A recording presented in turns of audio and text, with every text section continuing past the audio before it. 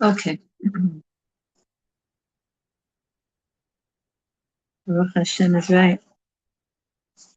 Baruch Hashem. Okay, it's a beautiful day here in Jerusalem. Yerushalayim Kodesh.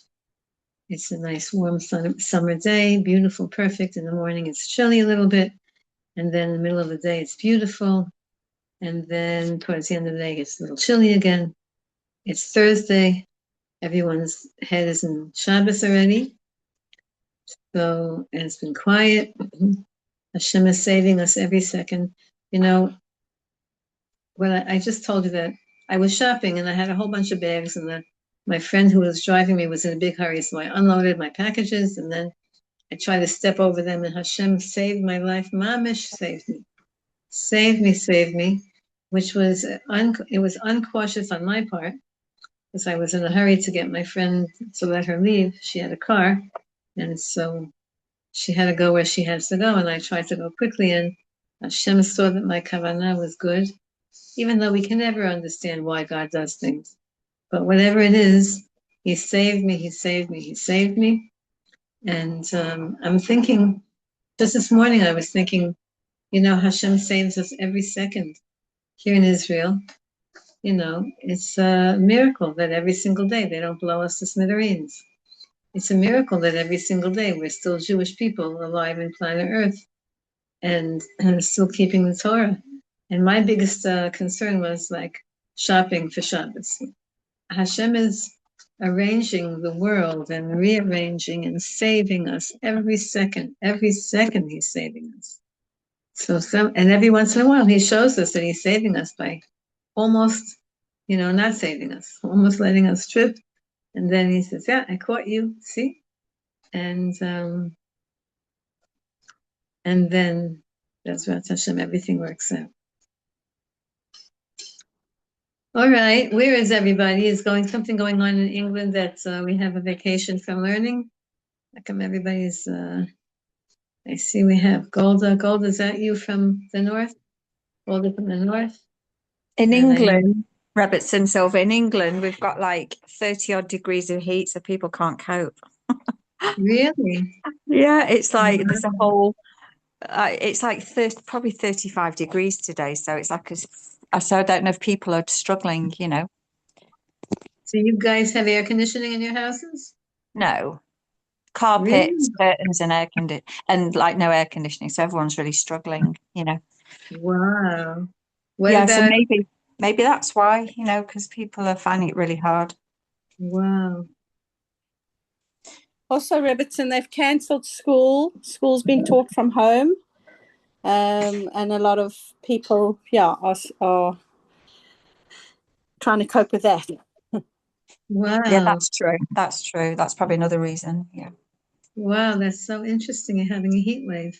You don't have, and what about, let's say, going to the mall? Is there air conditioning in the stores?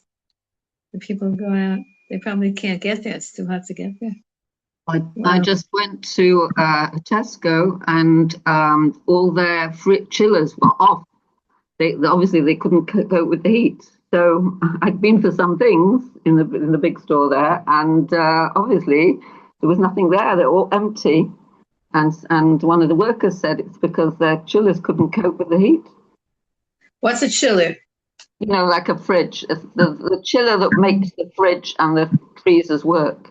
So some of the freezers were still on, but none of the fridges. You mean the dairy? They can't sell dairy? No, they couldn't sell the stuff because everything had stopped. Wow. I presume they have something around the back or something to store them, but there was nothing in, lots and lots of empty cabinets. You know the story of the sun and the wind, where they have a bet and they see who can make the little kid take the coat off first. So maybe Hashem is sending you a message and trying to get you used to Israeli weather and getting you out of your not air-conditioned homes to start thinking about leaving and coming here. Right. Only Shulamit could say that because she did it. I've done it. I did it from America, but it was AC in America. And we have AC here. We have air conditioning here. So come on over. Come on over. We're waiting for you. Everybody has to come when they can. That's Yeah. what that everybody come in the right time, in the right manner, in the right method, in a comfortable way. Bezrat Hashem. Wow. Okay, so I mean, in shul also, do they have? If you go to shul or if you go to any kind of a public place, do they have Just fans, just fans. They just have fans? fans. We have fans on the, like up high in our shul, and they turn them on the Really? Shabbos where they think it might do something, but it's not good unless Wow. it's reasonable heat. Nothing like this at the moment. Wow. Wow, Yeah. that's interesting. So I think it's shul, about 35, I think, something like that now. even so early in the morning at 10 o'clock in the morning? It's just like that for the whole day. I mean, I went out for my walk before this, hoping that it would be better, but I came back dripping. Wow. That's really, really interesting. I didn't pay attention to the fact that you're in England, you're having a heat wave. And how long is it expected to stay for? I think it should be a bit less by Shabbat in Manchester. I think so. But we hope. I think we might have another day of it. Pauline, you're in Manchester or you're in London? Yes, I'm Manchester. And isn't Manchester cooler than London? In theory, yes. It may be hotter in London. So, everybody's in London. Nobody's in London. Well, what can I tell you? Here is gorgeous. It's just gorgeous here. And Baruch Hashem, thank you Hashem for everything. Okay, we're in chapter 17, the beginning part, Perek Yud Zayin. We're beginning Perek Yud Zayin. And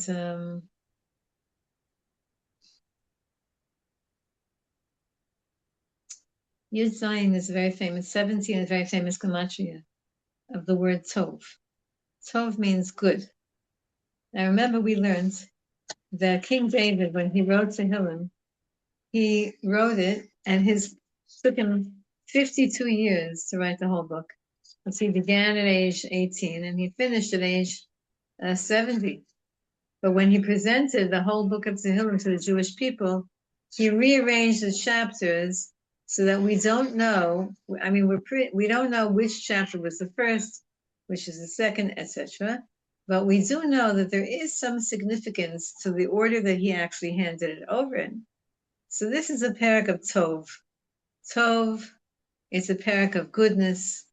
And the Midrashim tell us that David HaMelech wrote this at a very, he wrote this with chapter 52. So this is chapter 17, but he wrote it after chapter 51, chapter 51.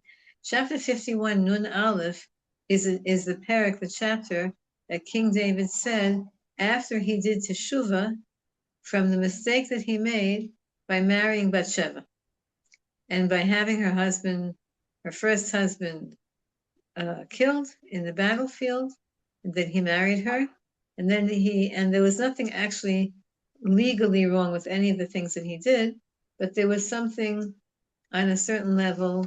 I won't even call it morally wrong, but I'll call it, for the level of the king, the level that he was on, it was not behavior that was befitting a king. He should have waited until her first husband had a trial and then was condemned, and then she would have been a widow. Instead, she was a divorcee because she had a divorce document. And so it was not a comfortable situation. And David HaMelech had the prophet Natan HaNavi came in the book of Malachim, it came to tell him, that he had done something wrong. And David did a big tshuva. He repented. He did tshuva. And then he wrote Perek Nun Aleph. Nun Aleph is 51. And then he wrote this one, 17. So you see, we can see that chronologically, they were not in order. And this Perek, by the way, if you have a 17-year-old in the house, then you say this Perek for them, 17 and 18. So after, so let me just tell you the story about David and Bathsheba, just a quick introduction. Because again, this Perek, Yud Zayin, which is gematria, the numerical value, Tov, goodness, is written in relation to that story. So David HaMelech had already 17 wives. A king is permitted to have 18 wives. Don't ask me about that, meaning we can't understand that concept of multiple wives. Nowadays, we're forbidden to have multiple wives, and that's because nowadays people marry for different reasons. In biblical days, when people married for the right reason to establish a family and to bring forth children, then they were able to have, men were able to have, if they could financially support, they were able to have multiple wives. And the wives, basically, it works out for them. We know that our grandfather, Yaakov Avinu, he had 4 wives. We know that Avraham Avinu, our first grandfather, had 2 wives. And so only Yitzchak Avinu only had 1 wife. And Yosef Atzadik also only 1 wife. And then all the rest of them only 1 wife. But we have this idea of multiple wives.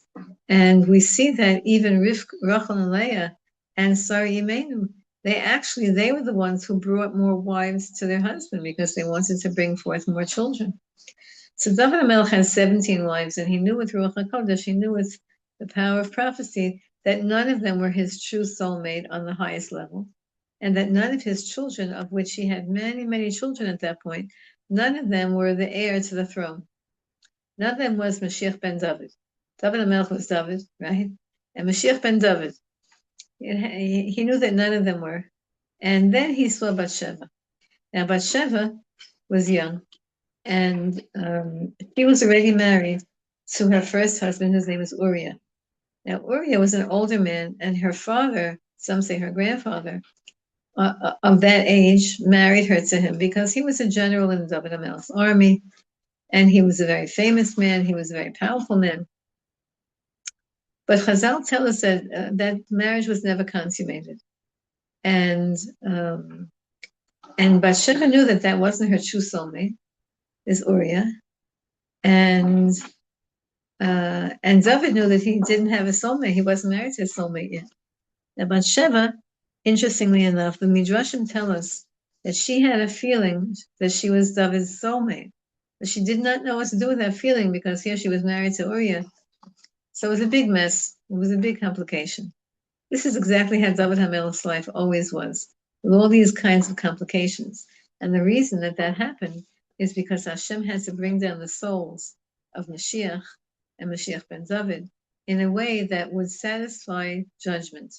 And so the fact that everything came down and occurred in such a eyebrow-raising story appeased, so to speak, the consciousness of keeping the world balanced in judgment. That's how Hashem always wants to do. He always wants to keep the world balanced with judgment and mercy. And so he does everything 50-50, and you can understand it any way that you want. You can understand it in a positive way, or you can make a mistake. Anyway, David HaMelech saw Bathsheba, and it finally clicked on him that she was his zivug, and he knew that she was available. Now, how did he know that if she was already married? This is the tricky part. She had a divorce document. David HaMelech had instituted in his army that any time any soldier would go off to war, he would give his wife a divorce document that said, if I come back alive, then this divorce document is null and void. And if I don't come back, or if I'm missing, then this divorce document is in force from the time I gave it to you retroactively, from the day that I left the house. And David knew that this Bathsheba had that divorce document. He also knew that her husband Uriah was deserving of death, and so he arranged it that the battle should go in such a way that Uriah should be in the front of the war. They were in a war at that point with Ammon, and Ammon is now like northern Jordan area. So they were in this war with Ammon, and Uriah was put in the front of the army, and he was slain. He was killed. David knew that was going to happen, So he knew that she was going to be available to him to marry. But the problem is that he was with her, he cohabited with her while Uriah, her husband, was still alive. Meaning, if something crazy would have happened that Uriah wasn't killed, then that would have been adultery, and that child that was conceived would have been illegitimate. However, that's nothing. It didn't happen. Hashem made sure that everything worked out correctly, and Uriah was killed, and she was a freed woman from the time that he had left the house. So when David was with her, she was actually available to him. And nevertheless, she got pregnant, and the first baby died. The second baby from her is Shlomo HaMelech, King Solomon. Now, this whole story was so confusing to people. It was so unpleasant. The whole story was unpleasant. And David should have really waited until Uriah died and then marry Bathsheba. Instead, he was with her for the first time prematurely. And again, no halacha was broken, because if she had been not permitted to him, then according to halacha, she could never have been married to him. And if she would marry him, the children would be illegitimate, and that none of that happened, because it was clear that she was permitted to him. Nevertheless, it wasn't a perfect situation. Now, this happens many times in Jewish history. And I remember when I myself was in seminary, and I had a class, something like refuting missionaries or something like that. And one of the things that they told us, which to this day is stuck in my mind, is that the Torah says everything's straight. You're going to see in Perek Yud Zayin, everything is straight. We don't try to hide and cover up the mistakes of our tzaddikim. If a tzaddik makes a mistake, the Torah says, you made a mistake. Okay, you can fix that mistake. But nevertheless, you made a mistake. The Torah does not shy away from criticizing even the greatest of men. Look at last week's chapter, Moshe Rabbeinu. He hit the rock instead of speaking to it. And because of that, he was not allowed to come into Eretz Yisrael. So David HaMelech knew that he had done something wrong. So he repented. He repented and he wrote chapter Nun Aleph 51, which, by the way, if you're in trouble, if you're in trouble and you need really, you need help ASAP, say chapter 25 and 51 in Tehillim. Those two, 25, Chaf Hey, and 51, Nun Aleph, are a formula, like an emergency formula for salvation. And if you need to do teshuvah, then you say those two chapters. In addition to saying the Vizu, Yashamnu, Bagadnu, etc. I'm giving you a big introduction because the whole is a complicated chapter, and if you know the whole background, then you'll read the whole chapter with a different eye. Now, after he wrote chapter 51, which in that chapter he did tshuva, then he wrote chapter 17 to sort of like build on the tshuva, to capitalize on the tshuva that he did, to make the tshuva stronger. So you might, if you want, read chapter 51 and then chapter 17. If a person has to do a tshuva, you can do that also, 25, 51, and then add 17. You see, all the Tehillims are so interconnected. We know that Rabbi Nachman from Breslau taught that really every 10 chapters there are in every topic in Tehillim, there are 10 chapters that go together. We just don't know because look how David HaMelech mixed up the chapters. 25, 51, and then 17. They're all different places in Tehillim. So, but here we have a grouping of 3 that gets you out of trouble. So if you ever want to say that, 25, 51, and then 17. And it's a formula. It's sort of like an emergency formula to get you out of trouble. Tikkun HaKlali, last week we finished chapter 16.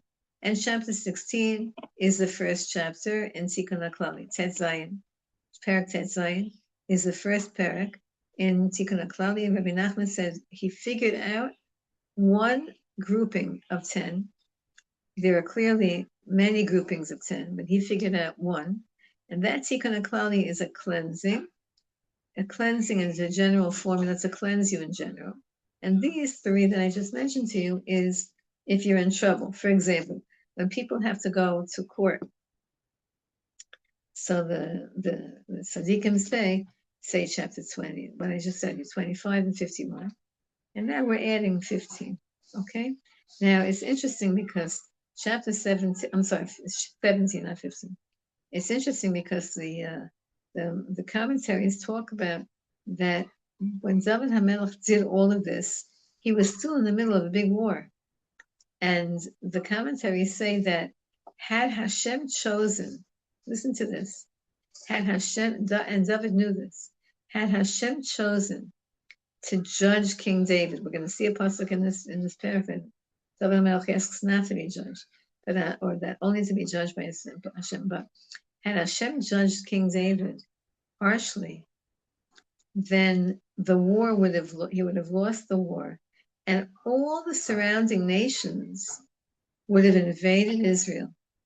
And like right now we're surrounded by, what is it, 300 million Arabs, and they all, pledge every single day to kill us. It's crazy. The revealed miracles every single day that Hashem is doing, that there's no Arabs coming out of the sewers and the tunnels and the forests with knives and with guns. I mean, this is a scenario that actually could happen. It's not far from this, what happened in October 7th.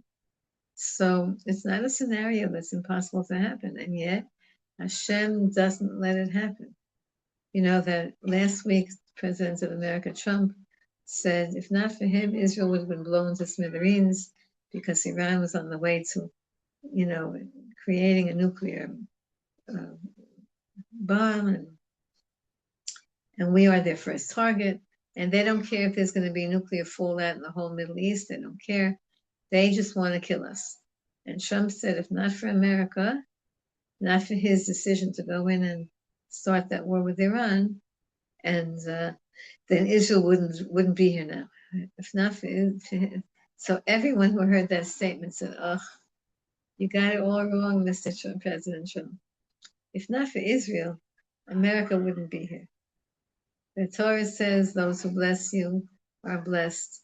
Those who curse you are cursed. And we see that in world history. Every single nation who tortured and went against the Jewish people lost their power, including you guys in England. England was very, very harsh against the Jews here in the land of Israel. And you see what's going on in England.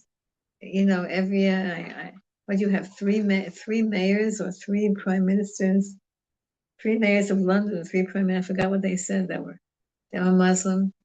And you have so many Muslims in your parliament. And now you have Hashem is sending you crazy weather. And when I was there a few years ago, I went into the big shopping store, I forgot the name of it, and I was horrified that all these Arabs are sitting outside. And it was like, what is this? So England lost its status. And your king is sick, and his daughter-in-law is sick, and the other one has died, and the other one is sick, and they have, terrible actions that they're all involved in. And it's a decline. It's a declined empire. That's England, Germany, France, all declined, Spain, all declined empires, Italy. And all of these were once world empires that persecuted the Jewish people. And Russia, right? Declined empire. Everything, they didn't disappear from the planet. That would have been so much of a miracle. But all declined. The Roman Empire declined. The Greek Empire declined. The Babylonian Empire declined. The Egyptian Empire declined. The Persian Empire declined. Okay, Persia's trying to resurrect itself. But everybody declined. They all died. Their power went away, because it says in the Bible, if you help the Jews, those who bless the Jews are blessed. Those who curse the Jews are cursed. And that's just how it is. We see it. And I was born in the United States of America, so I have, a soft spot. And my kids are there, and my grandchildren are there, my friends are there, my students are there. So I really hope America doesn't collapse. I hope so. I hope to Trump figures this out and does tshuva. But really, America exists because of Israel, because of the Jewish people. You know that the founding fathers of America, I know because we're talking to, on one hand, there's a British audience on the phone. On the other hand, the YouTube audiences, I don't know who you are because I can't see you. But you know that America, I mean, there's no hard feelings anymore, but America was a breakaway from England, right? They didn't like the royalty. They didn't like the religious persecution. They didn't like the status and the caste system, etc. So America started out, you know, the founding fathers of America, they wanted to make Hebrew the national language of America. Unfortunately, they didn't know Hebrew, but theoretically, everything in America was based on the Torah. Okay. Tefillah David. Here we go. Yud Zayin. Parak Zayin, chapter 17. A prayer by David. The Rav Shamshon Raphael Hirsch, who is an expert linguist, he says like this. Tefillah is not, we translate like tefillah is a prayer, right? Tefillah, shachar is, right? Lihit palel means to pray, right? But he says really deeper, it doesn't mean a prayer that asks. Tefillah, he says, means self-introspection. When we talk to Hashem, and with a consciousness of trying to clear up and purify ourselves. Not to ask God, give me this, give me that, but to ask God to purify and to correct and to elevate and to repair all the negative in me and to present myself to the world in a fixed way. So that's what a tefillah is. Lihit palel means to go inside. Like the name Naphtali. Naphtali means, Rochel gave the name Naphtali. It means to go inside, to struggle. No, Rochel gave that name. That she struggled so much. She had inner struggles. So it's what we can translate as a prayer by David. And you know that there's several prakim in Tehillim that begin with Tefillah David. Shema Hashem Tzedek. Listen, Hashem, to righteousness. Hakshiva Rinati. Please, Hashem, pay attention to my calling out to you. Ha'azina Tefilati. Please, Hashem, listen to my prayer. Below Siftei Mirma. Listen to my prayer that is said with lips that do not have deceit. With clean lips, with a clean mouth. Listen, Hashem, to my prayer that's uttered with a clean mouth, which is really a big, it's a big thing that David Melch said that. Could you imagine saying to Hashem, like testifying before Hashem, my mouth is clean? Like, what is that? I know my mouth is not clean because I said stupidities and I said whatever. But David Melch says, listen to my prayer because my prayer is below siftei mirma, my sfatayim, my lips, below mirma, they don't have trickery. I'm speaking to you straight.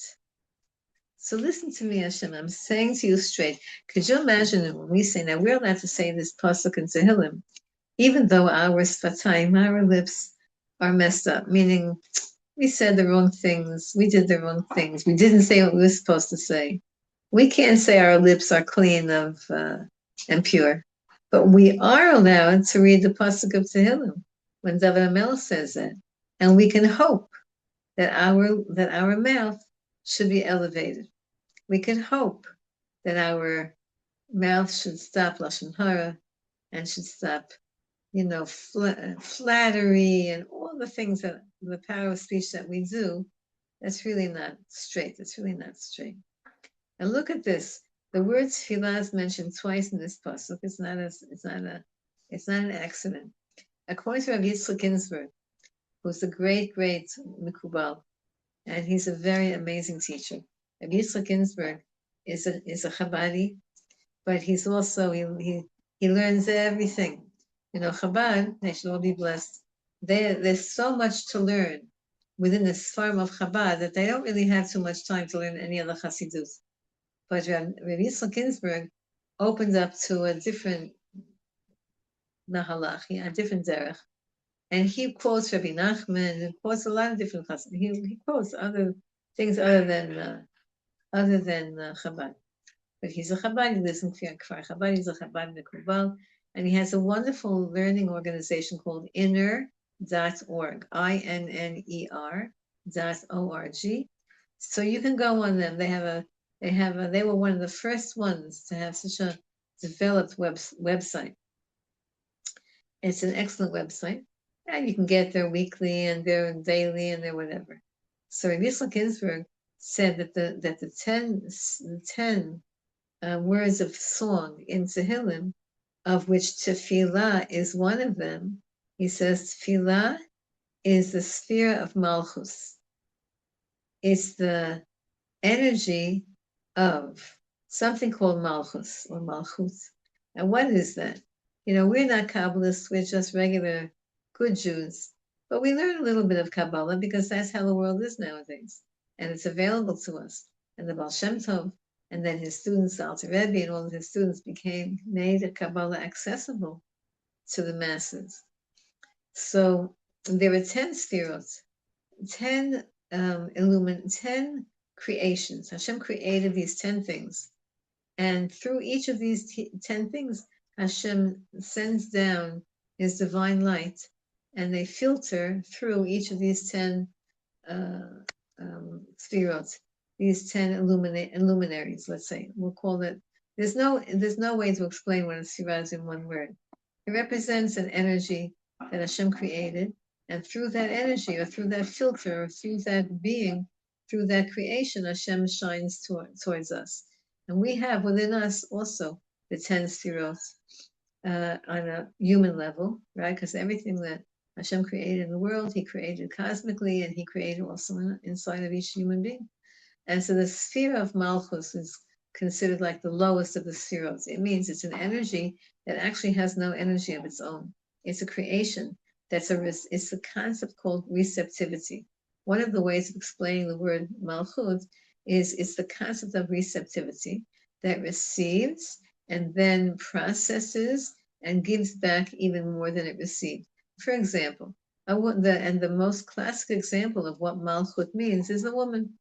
A woman is considered Malchut, and when she receives from her husband, and then she processes what she received, and then 9 months later she produces a baby, and that baby has trillions of cells. What she received from her husband was one potent cell that activated and conceived a baby.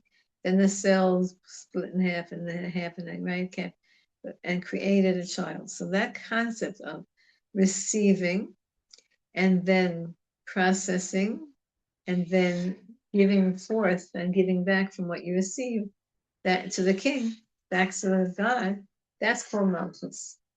Tefillah, of the 7 songs mentioned in the first Rashi of Tehillim, the word tefillah, which we will translate as introspective prayer, that is referring to Malchus. It's referring to Hashem, I know that I'm nothing. I know that you give me everything. Everything is from you. And I want to be open to receiving. And then I want to use the energy of life and the life force that you give me to give back to you to make this world a better world. That's really what we're doing, being alive every single day.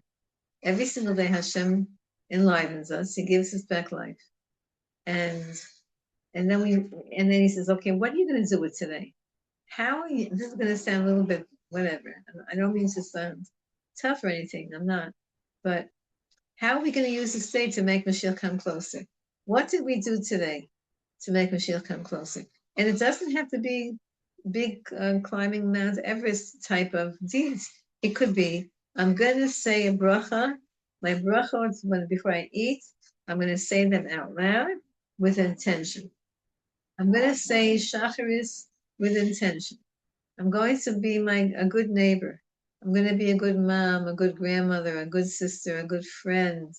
I'm going to do something more than I'm comfortable with to bring more light into this world. That's what we're doing right now. We're learning Torah. If you didn't, I know you're all boiling hot wherever you are. If you didn't come to a shir I wouldn't be giving a shiur. And then we wouldn't have this conversation and this Torah, which is now going from Yerushalayim Kodesh to all points all over the world, wherever you are and wherever. Usually we have somebody here from Australia and somebody here sometimes we have from Sri Lanka and New Zealand and yes, America on the YouTube. And then I lose, I don't know, because people don't write. People are embarrassed to tell me where they're from. But whatever it is, it's because you come that we learn. So right now we're all doing something to bring the shiur closer. We're learning Torah.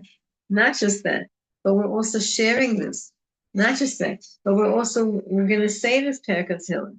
So that's called tefillah. That's called malchus. It's called I'm alive, and I'm going to do something to bring the shiur closer. Now, it's interesting because the word hakshiva rinatzi, pay attention to my rina. My name is Rochel Rina. That's my name. My Hebrew name is my English name. My name is Rochel Rina. How did I get the name Rina? An interesting story. I told it to a million times. My parents gave me the name Rochel. When they were in the hospital, the birth certificate lady came over and said, "What's the baby's name?" And my father said Rochel. The lady couldn't say it because it was in America and they can't say a chet sound. So my father right away said, "Uh-oh, I can't give her just that name because people won't be able to pronounce her name." So he quickly thought of the name Hashem put into his head, and I'm grateful for this. The pasuk from Tehillim, and we say in the Hallel, Kol Rina Yeshua B'olei Tzadikim. Yimin Hashem L'Safayim. So he said Rina, and he spelled it R-E-N-A. That's how I spell my English name. But then when I came to Eretz Israel, one of the rabbanim here said I should put that on my documents here and use both names. So my name is Rochel Rina. So Rina, I was always so interested because it's one of the words that one of the 10 different forms of word called happiness that's written in Tanakh. But Rav Hirsch says, and all of the tzaddikim point out, that the word Rina, the name Rina, it means to call out. It means to call out in prayer, and it means to call out in joy, and it could sometimes mean to call out in agitation. So, Hakshiva Rinatzi, listen Hashem, I'm calling out to you. I'm crying out to you.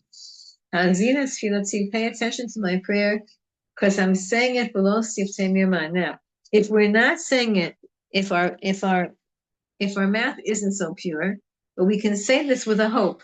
Let it be that my mouth should be pure. I want to talk to you now with a pure mouth. Rabbi Nachman from Rochel, when he taught about his bonus, which is every single day, talk to Hashem in your own words, in your mother tongue, whatever your mother tongue is. Talk to Hashem every single day. And Rabbi Nachman, of the many different ways that he explained the power of his bonus, he said like this. He said, you want to travel from here to the palace. There's two ways to go. You could go on the highway. The highway is paved. The roads are straight. And they're even, and in Rabbi Nachman's time, right, it was in the 1800s, right? So the horse and wagon can go easily. The wagon wheels won't break. You won't fall into a ditch, into a hole, because the highway is maintained by the king. And if you want to go from your house to the king's house, the highway is maintained by the king. If you go on the highway, you'll have a smooth drive. However, everyone knows that the highway, they know the highway. So the listim, the robbers and the thieves and the bandits and all of the bad people, they know that the highway is being traveled by a lot of different carriages. So that's where they steal from you, in the highway. They jump into the middle of the street and they steal from you. But if you go from your house to the king's palace, but you go through the forest and nobody's following you because they don't know your route, it's not a clear route. It's not a designated route. It's certainly not paved. It's certainly not famous. And there's different ways. You can go through the forest in 100 different ways, right? Rabbi Nachman says, so it's harder to go through that forest, but there's no robbers there because they can't, where they're going to hide? They don't even know if people are going to be there. It doesn't pay for them to hide out in the forest because maybe no people will come. They hide by the side of the road and they jump people by the side of the road, but by the side of the forest, they don't hide. So he says, tefillah from the siddur, that's the highway. When you daven from a siddur, it's a highway. Why? It's easy. The words are written for you. All you have to do is say them. The only thing is that there's robbers and thieves and bandits on the side of the road, meaning because it's so smooth, the words, and you say them every single day, the same words, so your thoughts creep in and you lose kavanah and you forget and you start thinking about what's to make for supper and what should I make for Shabbos, and remember we've taken the laundry and you have to pick up the kids from school, and all these thoughts are thieves. They're stealing your prayer. You're saying the words, but the words are full of other thoughts. So it's easy to pray from a siddur because the words are written, or it's easy to pray from Tehillim because the words are written, but the extraneous thoughts come in to try to steal your kavanah and to try to steal your power of the words. Whereas when you're doing your own prayer, it's harder. People say, some people have a harder time sitting down with Hashem. And the Rav Yinuk Tzaddik says you only need to do 20 minutes a day. Rabbi Nachman says to do an hour, but the Rav explained that an hour means a certain set of time. And he explained that 20 minutes, when you're koshering meat, in old days they used to kosher meat, and the minimum time we salt it for a half an hour, I think. I forgot already. Soak it for an hour, salt it for half an hour. So I forgot the whole. My mother, she should rest in peace. And my father, he should rest in peace. I used to do it in the house every Wednesday. That's when they kashered all the meat in our house. But so I forgot the procedure. But I remember seeing that one of them is an hour, one of them is a half an hour. Maybe you soak it for half an hour, you salt it for an hour, or vice versa. But we don't do that nowadays. And if you're going to do that, can't do that to meat nowadays, because now all kosher meat comes already kashered, unless you're going to go to a slaughterhouse and get them to slaughter you slaughter you a goat or a sheep or a cow, and then they give it to you raw meat, and then you have to go and kasher it, and then you have to learn all the laws. You have to be very, very careful to learn all the laws. But you're not going to do that. You're going to the regular kosher butcher, and everything is already taken care of for you. You just have to, except for liver that you can't kasher, you have to broil it. And sometimes they even broil the liver for you, and you get already broiled liver. You just have to open it up and eat it. So, but the minimum of changing something is 18 minutes. So the Rab said do 20 minutes of his bodhidus. That changes you right away. It already changes you. So you sit down and you talk to Hashem and tell him whatever you want to tell him. Some people find that hard because what am I going to talk to the master of the universe about? He knows everything. Some people find that not enough time because I want to tell Hashem everything. I had a student, Baal Shuvah, but she became, observant, and she told me she used to go to the hotel, and she would sit for 4 hours. She could do his bodhis for 4 hours, and it's not like she was timing herself and like trying to accomplish them. She said she had so much to talk about with Hashem, and it was so pleasurable to her. She said it was her when she could sit by the hotel. And then she would, and then all of a sudden it would be hours and hours later. And, but some people have a harder time to do that.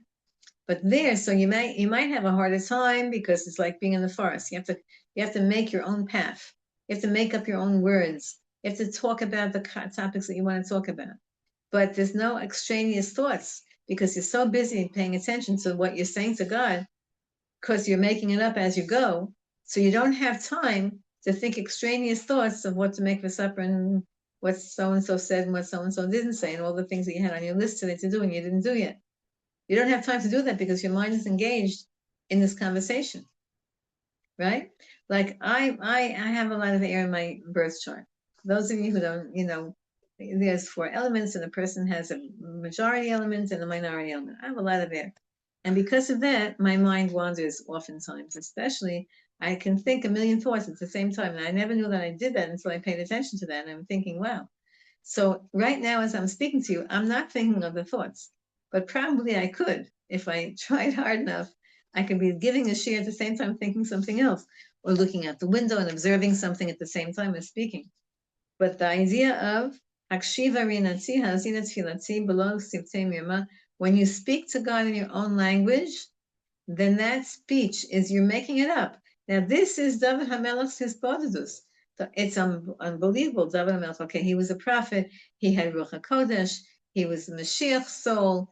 So, but this is how he talked to God in these flowery words. Now, you don't have to talk to God in flowery words.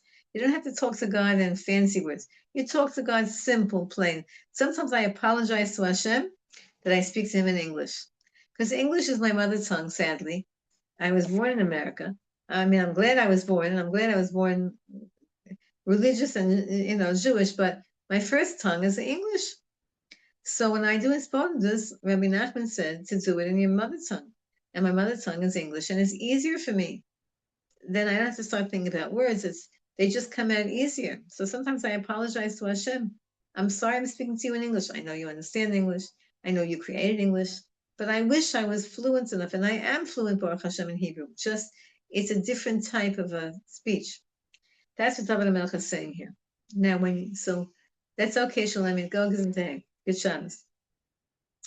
The next pasuk, I wanted to come to this. Milfanecha mishpati eitzei. So now, remember, David HaMelech just did the sin with Bathsheba. He's in the middle of a war. He's worried that the war shouldn't be messed up because of his sins. He wrote this parak. He did tshuva. Now he's writing this parak, and he's saying, Milfanecha mishpati eitzei. I want my judgment, Hashem, to come before you.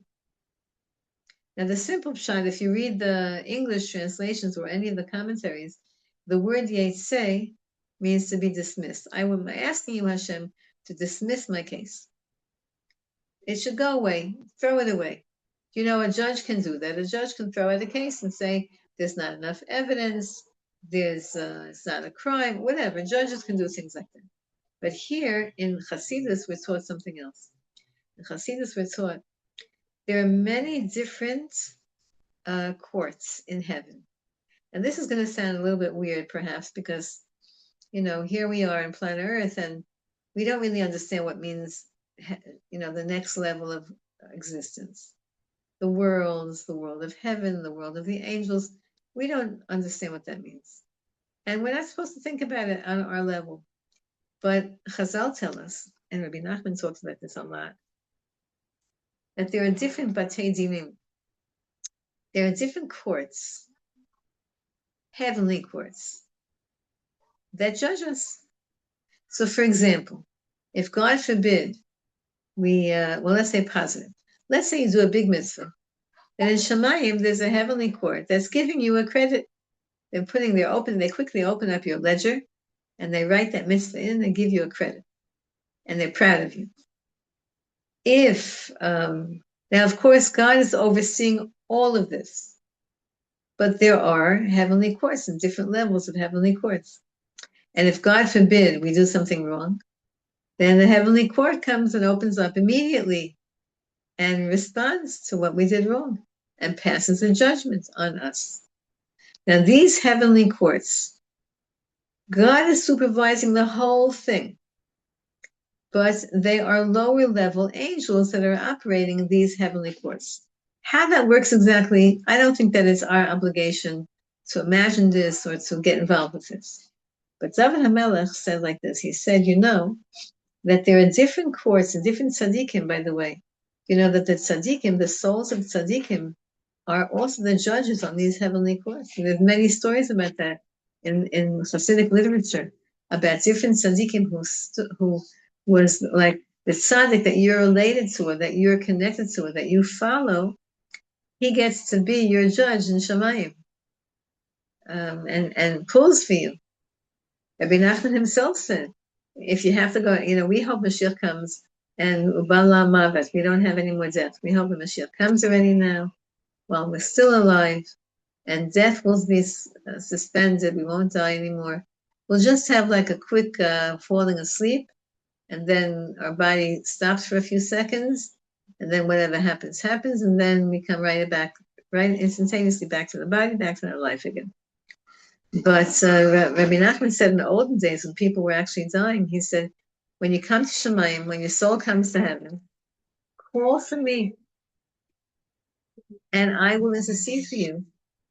And not just that, but I will remind you, when they ask you if you want to go back down again, so have another life, another incarnation, I'm going to tell you not to agree to that. Because the chances of failure are stronger than the chances of success. Rabbi Nachman said that. He said, when you get into Shemaim right away, you're allowed to ask for a lawyer. Ask for me. I'll come. Of course, you're allowed to now do it because I just said it. And if you're a Breslev, then you know this already your whole life. That you right away go to Shemaim. If God forbid you have to go to Shemaim, you right away call and ask, I want Rabbi Nachman to come. And he'll be your, like you see your family in Shemaim, you see whoever passed away before you, call Rabbi Nachman, learn a little bit about Bresel Hasidus, do every single day he's supposed to do, it's supposed to do his personal prayer. That way you have a connection to Rabbi Nachman. Anyway, he says like this, I want my mishpat to come from you, Hashem. I don't want any judges, I don't want any rabbis in Shemaim, I don't want any angels to judge me. This is what David HaMelech said, and we are allowed to repeat his words. If we were not allowed to repeat his words, he wouldn't have written in Tehillim.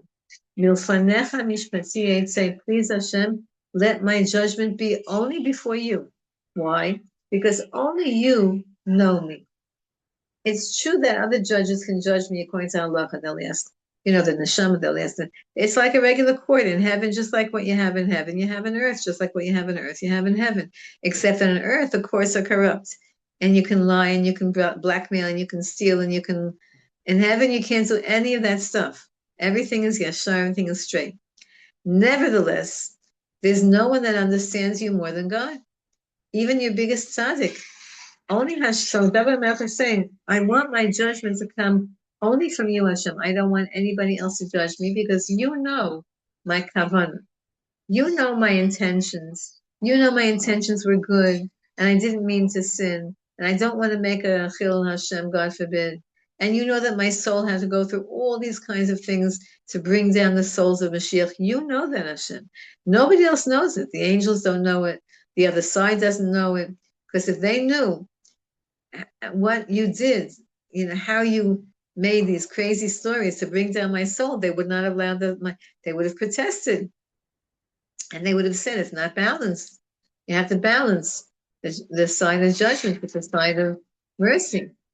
So Hashem, you made crazy stories of me, and you even pushed me to this whole thing with Hashem, and only you know it. So I'm asking from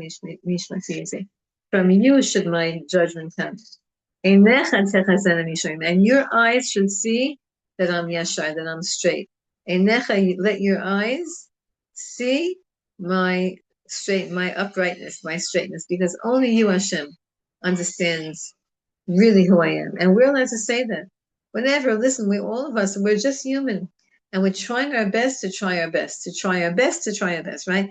The Kotzker Rebbe said you could say that till 10 levels. I know I'm not trying, but I'm trying to try. Or maybe I'm trying to try, right? That's it. Our brain can handle up until number 3, but the Kotzker Rebbe says you can get till 10 levels of, I want to try to be good. And Hashem, you see that.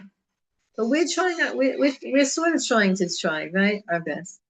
But we can't say that we're Meisharim, we're not straight, right? We're not below Siftei Mirma, but we can say what David HaMelech said, and we can hope that the merit of connecting to King David, the merit of saying his words, the merit of living a kosher Jewish life. Listen, we can't compromise, we can't fool around anymore. People who are saying, I'm not ready yet. You have to be so honest. And, you instead of saying, I'm not ready to do a mitzvah, say, I'm too lazy. Just be honest. I'm too lazy to do this mitzvah right now, Hashem. Forgive me. Or whatever. Let my judgment come from you, Hashem, and not from any of the other courts, because the other courts. And again, Hashem supervises everything, right? Look at the Benos Tzlavcha. Soon, in a few weeks, let's see, Matzos Masay is, Pinchas is this week, and Matzos Masay is next week. How many more weeks do we have till the end of Bamidbar? That's when we have Benos Tzlavcha, the story of Benos Tzlavcha. I think it's soon, this week or I didn't read the Parsha yet this week. It's Parshas Pinchas, the Benos Tzlavcha, it's the first story of them. They went from court. They wanted Moshe Rabbeinu to tell them the Psak Halacha. in their life. They wanted Moshe Rabbeinu, but to get to Moshe Rabbeinu, you had to go just like now. You had to go to the lower court. Then they had to put you to the higher court that they didn't know the answer. They higher until they came to Moshe Rabbeinu. So we right away, David Melech says, "I want my judgment to come straight from you, Hashem, because you know everything." All right, sweetie pies. So now I'm wishing the people in London that I hope that you have a comfortable Shabbos. I don't know what to say. I hope that the heat wave finishes and that you have, you have relief and you have, I don't know what. I can't believe that you don't have AC in shul. Because if you had AC in shul, if you had air conditioning in shul, then everybody would flock to shul. It's funny that you don't have air conditioning in shul. But okay. Ezrat Hashem is like Shulamit said, everybody has to come here already. Hashem is saying, come. I know you all want to come. I know. And Hashem knows that you want to come. And let's hope that He opens the doors to everybody and we can stay here. Those who are here should stay. Those who are not here should come. Hashem should make miracles. And I love you all. Hi Dahlia, hi Golda, hi Nomi, and hi Ola Nomi, and hi Pauline, and hi Chana, and hi Chana Singer, and hi Dvar Hinda, and hi Shani. And 1 second, don't get off because I can't see your names. 1 second, who didn't I say? Is Shella here? Hi Shella. See, before I saw your name on my thing, I said, let's see if Shella's here. 2 Nomi's, and okay. And regards to Rebbetzin Zav, I know that she's Thank you. Yeah, I'm sorry she's running around today. Right. That's okay. Yeah. We're all running around. That's just how it is. We're all running around and everybody should be blessed. And whoever's sending hearts, thank you for the hearts. On my screen on the computer, on the YouTube, I'm having somebody sending hearts. Thank you very much. I don't know who it is, because she didn't tell me who it is, but thank you. And everybody should be safe, should be well, and should be good Shabbos to everybody. Thank you. Shabbat Shalom. Shalom. Okay, Dahlia, close the shir. Hi, Golda. Yeah, how you doing? Everything all right? Not too bad. I can't hear you. Yes, you're muted. I don't know why you're muted. I didn't hear you. I know it says on my thing you're not muted, but I still don't hear you. Maybe I turn the sound off. I don't know. Anyway, Hashem Yazar, everybody.